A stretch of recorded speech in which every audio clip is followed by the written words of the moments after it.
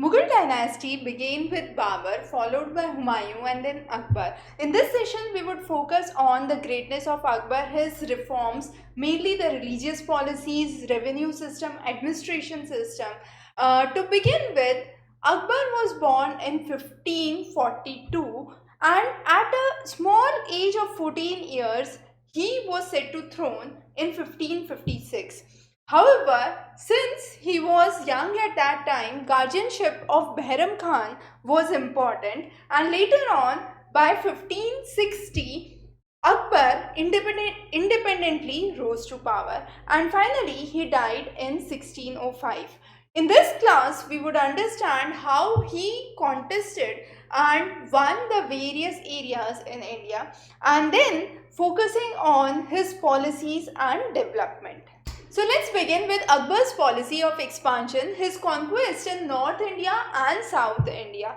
To begin with, it was the second battle of Panipat. The first battle of Panipat was fought between Babur and Ibrahim Lodi, the first time Mughal Empire started to establish in India. The second battle of Panipat is again very important. This battle was between Akbar and Hemu. Now Hemu was a Hindu serving the Afghan rulers at that time and later became the chief minister of Adil Shah. Now Hemu, under his strong forces, united to fight with Akbar.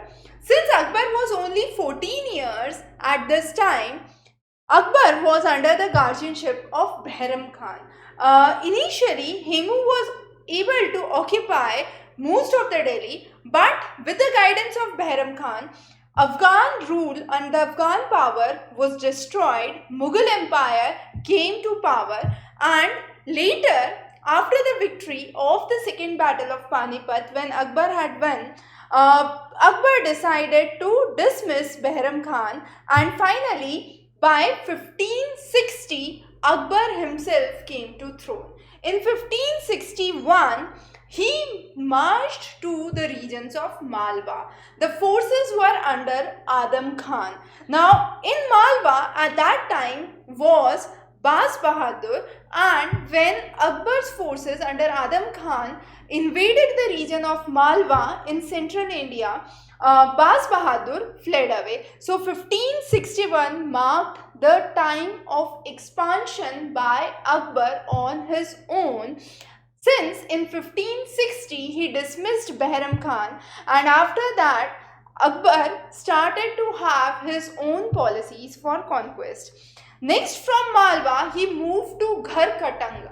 Now Ghar Katang is the present region where you have the Gond dynasty, and Rani Durgavati of Gond dynasty fought very bravely with the forces of Akbar. Now in 1564, when Rani Durgavati was defeated, she stabbed to death by herself and she did not accept death by others. So that was how the story of Ghar Katang flows, and Ghar Katang was another major region which was occupied by Akbar during that time.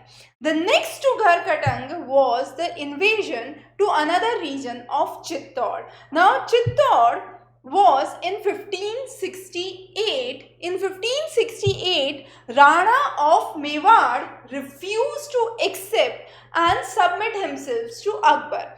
Akbar in return marched to the regions of Chittor and started to capture. So Chittor was the first region that was captured, and then the forces moved to Kalinjar. Now Kalinjar was occupied in 1569. So year after year it was new territories becoming part of Akbar's empire. Next to Kalinjar was his march to two regions. The most important was by 1570s most of the Rajputs subdued themselves to the policies of Akbar, and Akbar got the control of most of the Rajputana regions. Then in 1573, Gujarat was also occupied. So Gujarat was occupied, and then we had the Rana Pratap's battle at Haldi Ghati. So Haldi Ghati became another important center. Now when Gujarat and Ranthambore was occupied in 73, as we said, most of the Rajput regions were occupied. But in 1576, Haldi Ghati battle had its own importance. Why? Because Rana Pratap was defeated in the battle of Haldi Ghati. However, he did not submit to Akbar. He left and later he reoccupied most of the region except the region of Chittor. In 1576, Akbar also sent the army where? Akbar sent the army to fight with Daud Khan, and Daud Khan was located where? He was located in West Bengal. So the region, he was the Sultan of West Bengal, and to fight with the Sultan of West Bengal, the forces of Akbar came to power. Now since most of the central India and the western parts of India were occupied and under the territory of Akbar, Akbar now had eyes on the northwest frontier. So he started with occupying the northwest. So in 1581, he occupied the regions of Afghanistan, followed by which 1586 he occupied Kashmir. Next to Kashmir, he occupied Sindh in 1591. Then he occupied Baluchistan in 1595. So that was the series how he moved.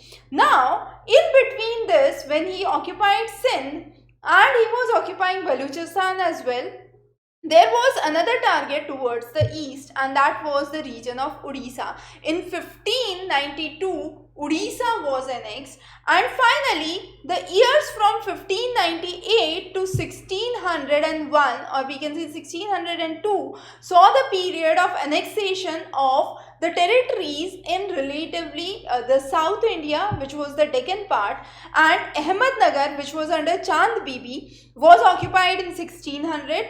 In 1601, Khandesh was occupied, and in Khandesh, the fort of Asirgarh was the main target, and also Berar. So three important regions in South India were part of his territories. Those were, I repeat again, Ahmednagar, Khandesh and Berar. So those are the areas, as you can see in this map, how sequentially he occupied region after region. The interesting story here is Rajputs were known for their bravery, and it was very difficult to defeat Rajput. So Akbar followed a policy of alliance, matrimonial alliance with the Rajput kingdoms in many cases, and this led to his overlordship in the regions of Rajputana and the Rajput dynasties. So that is how the Akbar's policy of expansion moved forward. Focusing on the administration under Akbar's rule is pretty interesting. So Akbar divided his administration into two systems, the central and the provincial administration. To begin with, his whole empire was divided into subas, which were under Subedar, and these subas were also the provinces. Initially, Akbar maintained 12 provinces or subas. Later on, there were 15 provinces. However, these provinces increased under the rule of Shah Jahan to 22. So, how this policy started? The policy was taken into account with the policies laid down by the Afghan ruler Sher Shah Suri, who was intermittently between the rule of Humayun. Akbar is known to be the first Mughal emperor who looked for welfare of all irrespective of any religion, and he very well laid down his administration into a central administration system and a provincial administration system. So these 15, as you can see, are the subas that were divided under Akbar. So Kandahar, Kabul, Lahore, Multan, Ajmer, Delhi, Agra, Awadh, Allahabad, Bihar, Bengal, Malwa, Berar, Ahmednagar, Gujarat, Golconda were the regions which were laid down under Akbar's administration. To begin with, his central administration was very unique. The revenue head was known as Wazir or Diwan. Military hold a very important position during the time of Akbar, and the head of the military was also the paymaster for all the Mansabdars, and he was known as Mir Bakshi.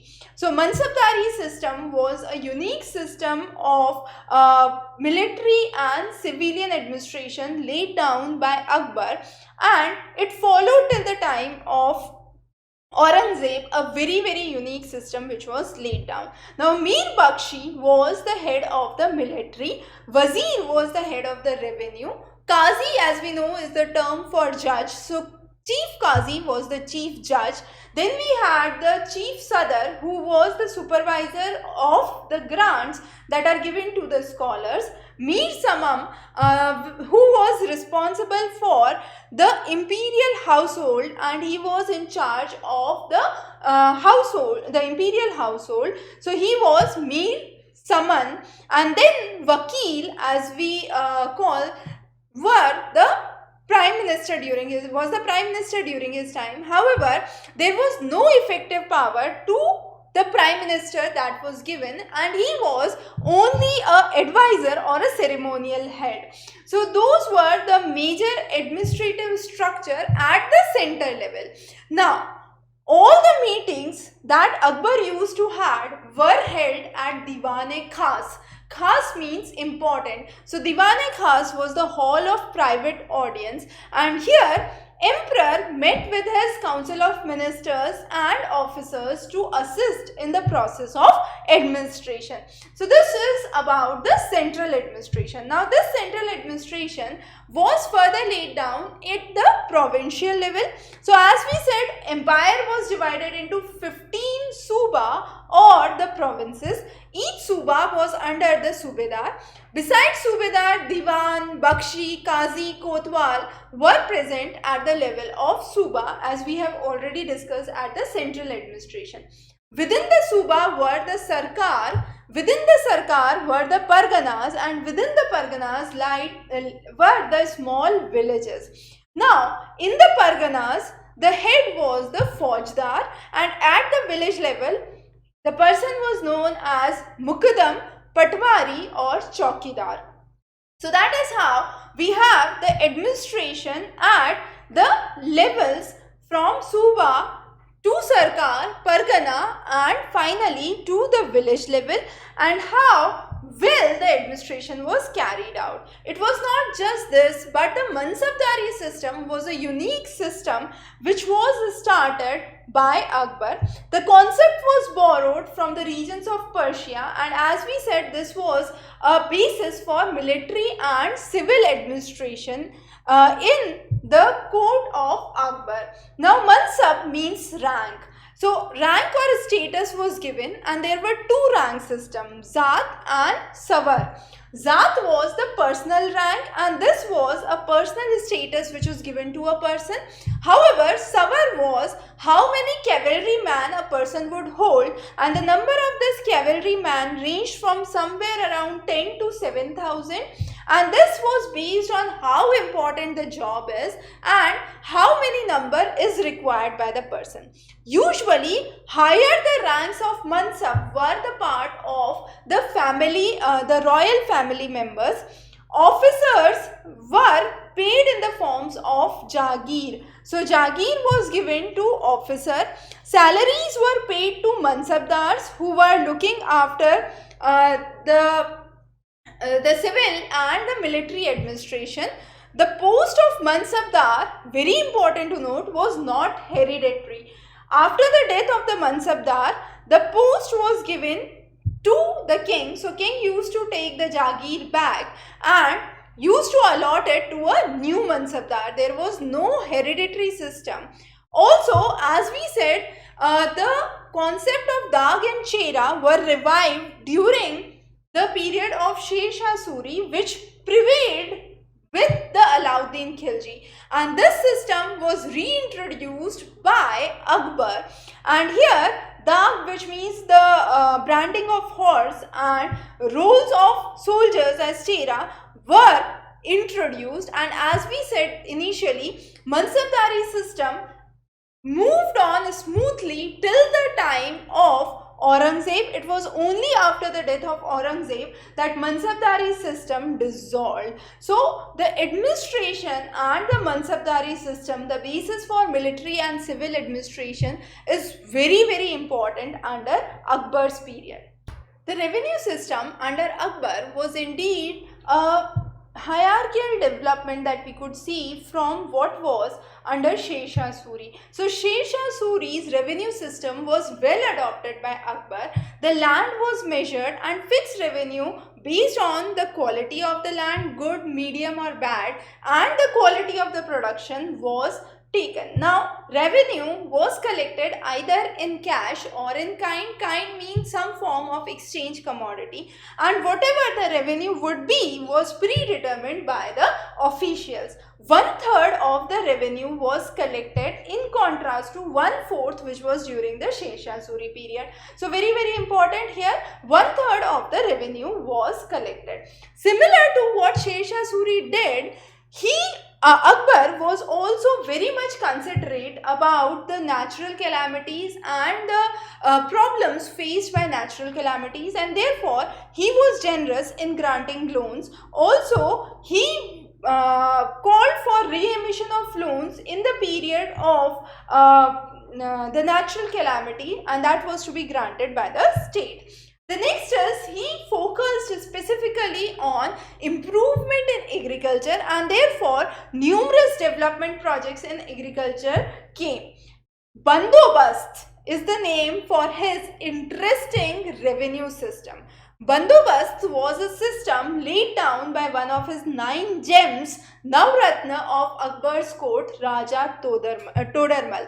Now, Raja Todarmal started his unique kind of revenue system where he initially surveyed the land.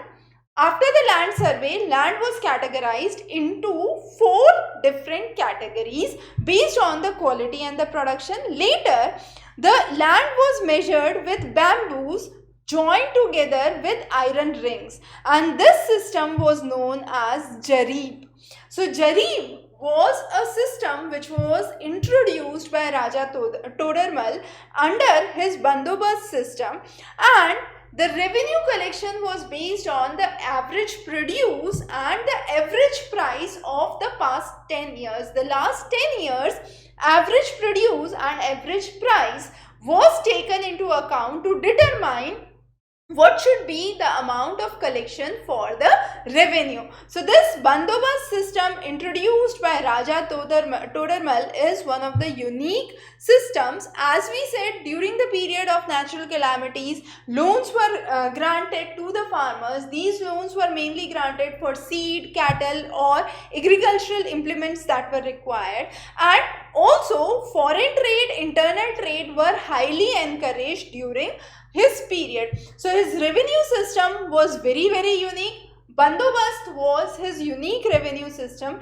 As we have focused in the administration, the central and the provincial administration, Diwan-e-Khas, which was the hall of the private audience, was important. In the next section, we understand how his religious policies and the concept of Din-e-Ilahi has been important. The most tolerant person towards all religion, Akbar, and his concept of Din-e-Ilahi. So let's understand the religious policy of Akbar. He maintained a very, very liberal and we can say secular policy where he believed that every religion is good. All the good points of all religions should be combined into one, and all religion ultimately leads to God. There was a tax which was jizya and pilgrimage tax which was levied on non-Muslims. Akbar intentionally abolished this jizya and pilgrimage tax.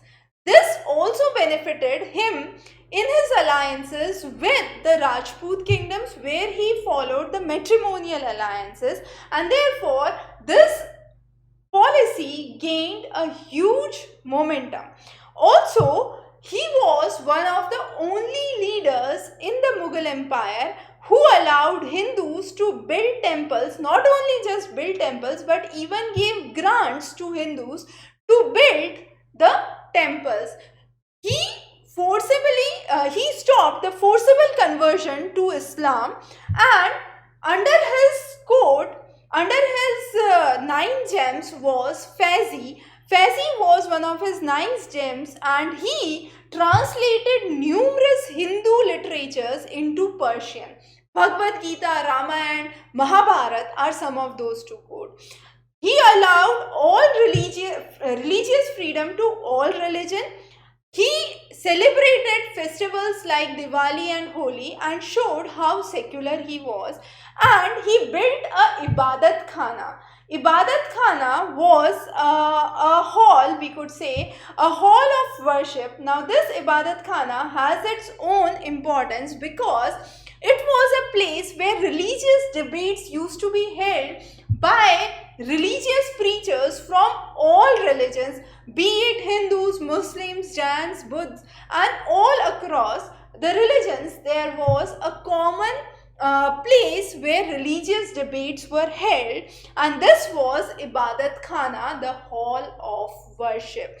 Also, as he during his religious debates brought the concept that all good points of each religion should be taken into account, so he created his own concept, which was Din-e-Ilahi, a way of life. And the idea was that we believe just in one God. So under Din-e-Ilahi, Akbar himself considered to be a spiritual guide. He followed the concepts of peace and religious tolerance.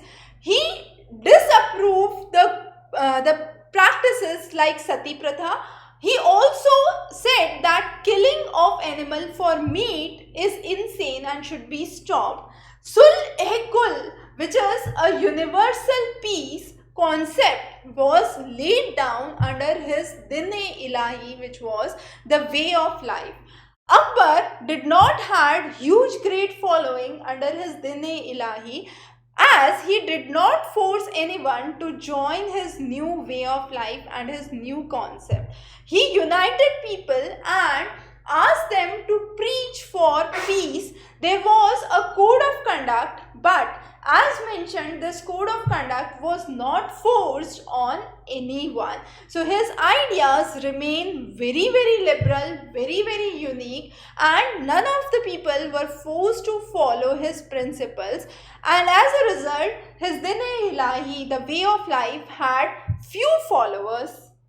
Navratna in Akbar's court, the 9 gems. Nav means 9, Ratna means gems. So who were the 9 gems of Akbar's court? A good way to remember this is a mnemonic that we have introduced, and this is FFBAT Mart or FF Bat Mart. However, in the marts we usually don't have bat, but just to remember, it is FF Bat Mart. Now, the first F is for Faizi. Faizi was a poet laureate, and he was known for translating Hindu scriptures into Persian. As we mentioned, Bhagavad Gita, Ramayana, Mahabharata were some of those which were translated to Persian by Faizi.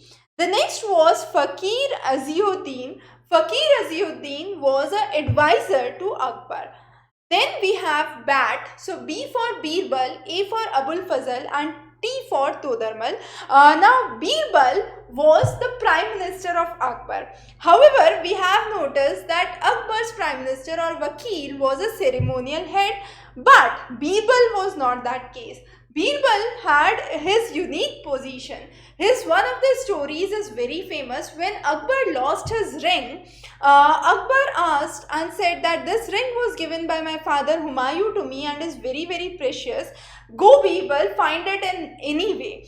So what Birbal did was, Birbal came to Akbar and said that the ring lies with a person who has a ring in the beard. Now all the courtiers who were standing there were surprised, and Akbar himself was surprised. How would he identify who has it in the beard? Now what happened was, one of the courtiers had his hand on the beard and Birbal quickly identified that this is the person who has the ring and said that the only way I could identify was that a guilty person is always scared, is always afraid. So Birbal is known for his intellect, and his stories you have well read in your childhood. The next is Abul Fazl. Abul Fazl was the chief advisor and he was the author of Akbarnama.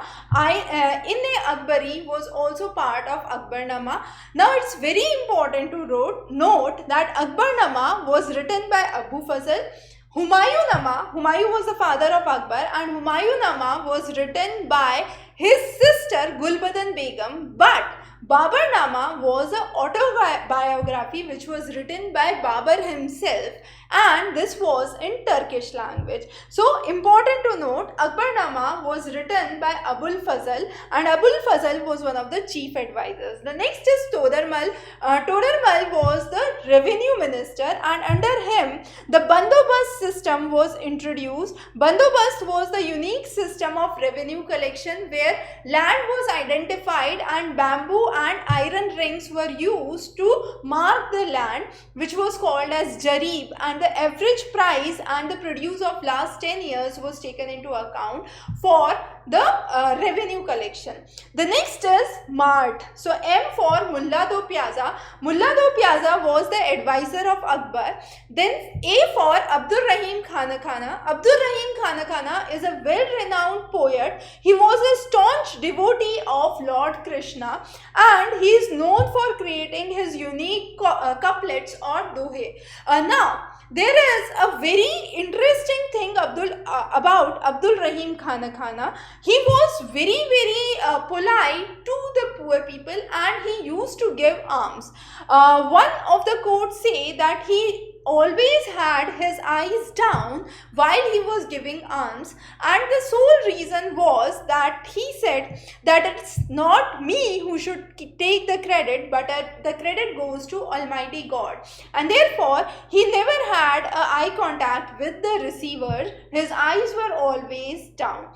The next was Raja Man Singh. Raja Man Singh was the commander-in-chief, and finally Tansen, Mia Tansen, the great musician.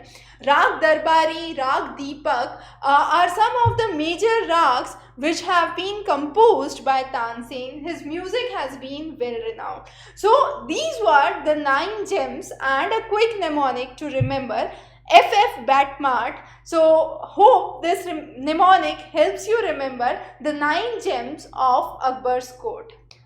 Akbar was very smart with his policies for conquesting the land. He identified that Rajputs were very brave, and to win Rajput was not an easy task. So rather than having a tough battle with Rajputs, he followed a different policy. This was a policy of having matrimonial alliances. So he married the princess of Amer, and his son Jahangir was the son of the princess of Amer. Now, under his empire, the military commander was Raja Man Singh, again a Rajput.